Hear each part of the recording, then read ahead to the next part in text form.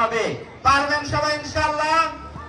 প্রাণপ্রিয় ভাইরা, আমি দেখেছি এখনো অসংখ্য মা চোখের পানি ফেলে তার সন্তান বখাটে অবস্থায় জীবন যাপনের কারণে। শয়তানদের কাজ জামান ভাইয়ের পক্ষে আমরা সবাই মিলে কাজ করি। ওমা তৌফিক ইল্লা বিল্লাহ।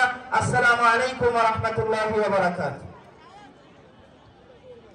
সম্মানিত উপস্থিতি, আমরা নামাজের বিরতিতে যাব। আমরা এখানে নামাজের ব্যবস্থা করছি, নামাজ এখানে হবে ইনশাআল্লাহ। তো নামাজের আগে এটা আমাদের সবারই জানার কথা, সবাই হয়তো বা জানতেছেন।